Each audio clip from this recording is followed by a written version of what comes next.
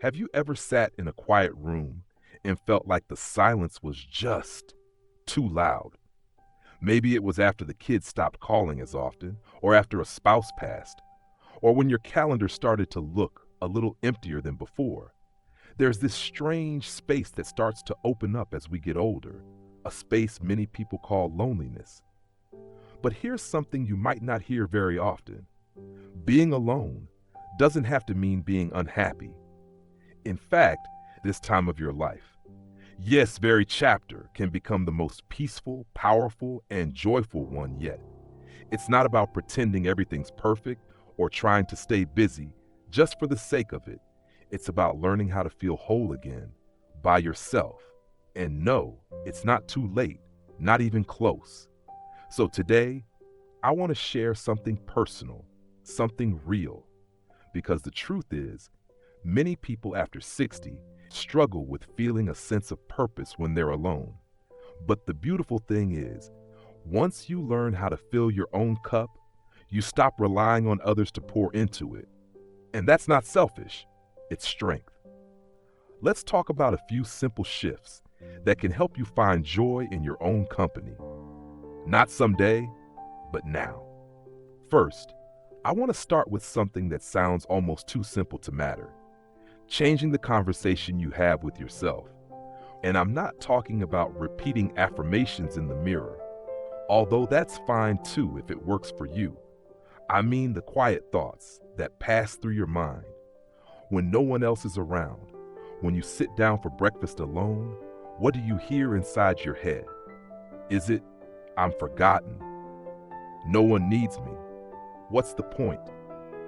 These thoughts are like background music, always playing, even when we're not paying attention. And if that music is full of sadness, fear, or self-doubt, no wonder it's hard to feel joyful when we're alone. So here's something to try. The next time you feel that heaviness creep in, take a breath and gently ask yourself, what would I say to a friend who's feeling like this? Chances are, you'd be kind. You'd say something comforting, something hopeful. So say that to yourself. Even if it feels silly, even if your mind resists it at first, with time, those kinder words become your new soundtrack. And once that inner voice softens, the second shift becomes much easier, creating moments of personal meaning. Every single day, not routines, not chores, but intentional, meaningful moments that are just for you.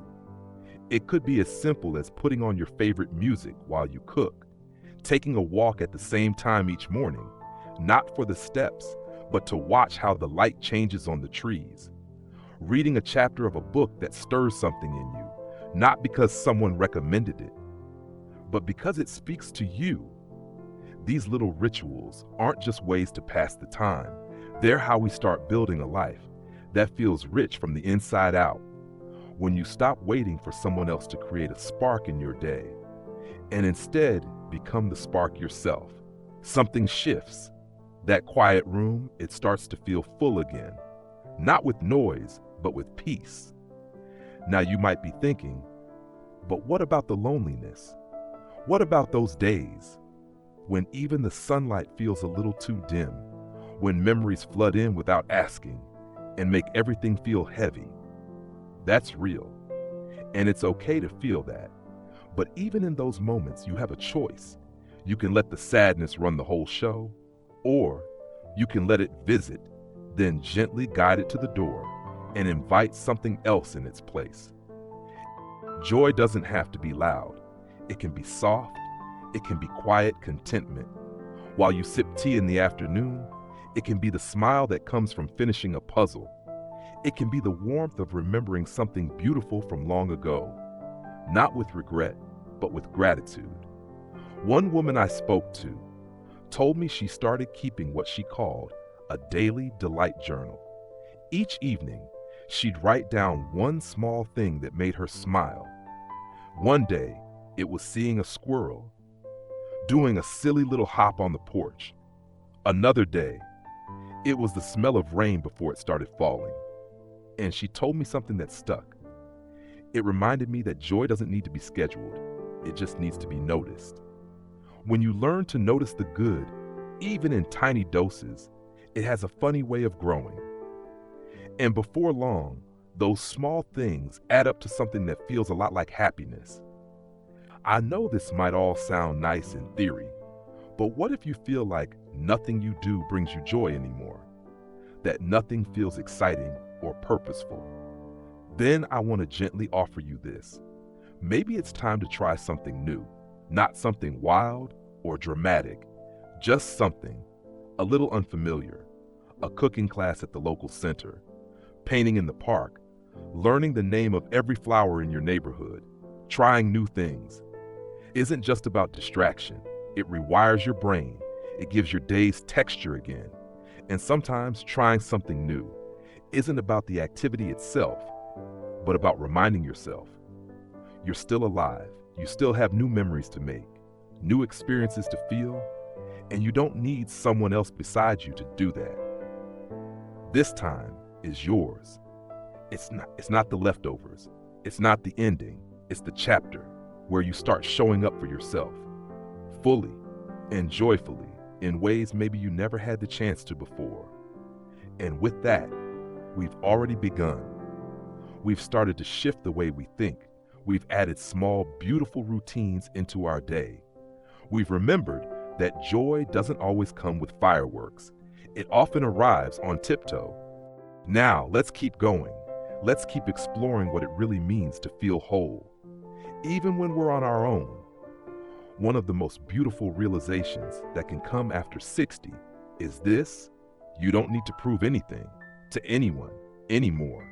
You've lived through joy and loss, through laughter and hard days. You've seen enough to know that life is never about perfection.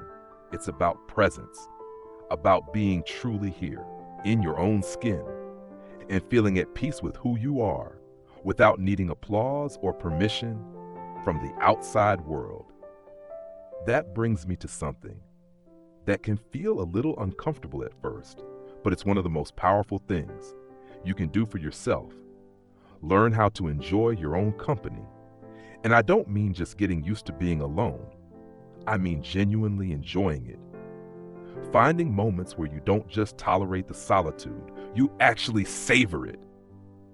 And the secret, it's learning how to treat yourself the way you treat someone you love.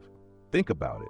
If someone you care about were visiting your home, you might light a candle, make a nice cup of tea, put on soft music. You'd ask them how they're feeling. You'd listen. You'd make them feel seen.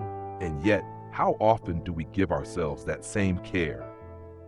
What if you started doing little things just for you? Making a lovely dinner? Even if no one else is coming over, putting on your favorite clothes, not because someone will see you, but because you will. Sitting down and asking yourself, what would make this day feel even 5% more joyful? This isn't about pretending you're never lonely. It's about slowly turning your time alone into something sacred, like a gift you've been overlooking. A man I once met shared that after his wife passed, he went 6 months without setting the dinner table. He would just eat standing at the counter, staring out the window, rushing through the meal like it didn't matter anymore. And then one night, something shifted. He took out a placemat. Then the next day, a cloth napkin. After a week, he started lighting a candle before dinner. It felt silly at first, he said, but now I look forward to it. It's like I'm having dinner with someone important. That's the power of honoring your own presence. It turns everyday moments into rituals of self-respect. And over time, those rituals help you build something that many people spend their whole lives chasing: emotional freedom. And that brings us to another important piece: letting go of expectations you never agreed to in the first place. You see, society has this way of quietly whispering rules into our ears. You should always be surrounded by friends. You need a partner to be truly happy. Being alone means you failed in some way. But none of those things are facts. They're just stories people have passed down, and we don't have to carry them. There is so much power in giving yourself permission to define what happiness looks like for you, not based on what others are doing, not based on what social media says, and not even based on who you used to be. Because here's the truth, life after 60 is not a decline, it's a transition, a shift, a beautiful opening to explore new versions of yourself. Maybe now, happiness looks like quiet mornings with no interruptions, or time to dive into a hobby you never had space for before. Maybe it means long walks at your own pace, naps in the afternoon sun, or dancing in your living room with no one watching. And maybe, just maybe, happiness means being able to say, I am enough, just as I am, and actually believe it. It's not always easy to unlearn the idea that you need someone else to feel complete, but slowly, as you release those old beliefs, you create space for something else, peace, the kind of peace that isn't shaken by someone not calling you back, the kind of joy that doesn't depend on someone else making plans with you. It's the kind of freedom that says, I belong to myself now. And here's something else. I want to gently say to you, because I know this part can be hard. If you've been feeling like you're on the outside looking in, if you sometimes scroll through your phone and feel like everyone else is living a more exciting life than you, please remember this. No one posts their quiet moments of loneliness. No one shares their fears about being forgotten or their struggle to sleep through the night. You are not behind. You are not broken. You are simply human. And being human means learning again and again. How to carry joy in one hand and pain in the other. How to hold space for both. How to feel the ache of missing someone and the delight of watching birds outside your window on the very same morning. That's the miracle of this chapter of life. You've lived long enough to know that everything changes, that feelings come and go, that pain softens, that joy returns, often when you least expect it. And the more you learn to be kind to yourself, to be curious about your own heart, the more you'll notice that you're not as alone as you thought. Because here's the real secret. Once you start enjoying your own company, you attract new things into your life, new connections, yes, but more importantly, new energy. People sense peace, they sense confidence, and ironically, the more whole you feel alone, the more fulfilling your relationships with others become, because they're no longer based on need, they're based on choice. You're not waiting for someone to come and rescue you from the silence. You're already dancing in it, laughing in it, living in it, and that is powerful. There's something truly special about reaching a stage in life where you no longer need to chase anyone's attention or approval. You've done your part. You've built, cared, supported, sacrificed. Now, this is your moment, not to be busy for the sake of being busy, but to be fully, quietly, powerfully. And yet, many people find themselves in this chapter wondering, what now? That question can feel heavy at times, but if you look at it a little differently, it becomes an open door. What now is not a void, it's a blank canvas.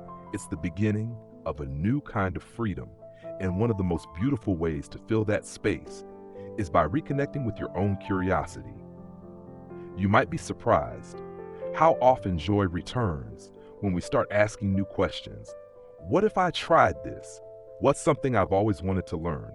What would happen if I gave myself permission to do this one thing just because I want to? Curiosity isn't something just for the young. It's fuel for the soul, no matter your age. And here's the best part. You don't need a huge plan. You don't need to move across the world or learn to skydive unless you want to, of course. Sometimes it's enough to try something small and new. You could pick up a sketchbook just to see what your hands might create.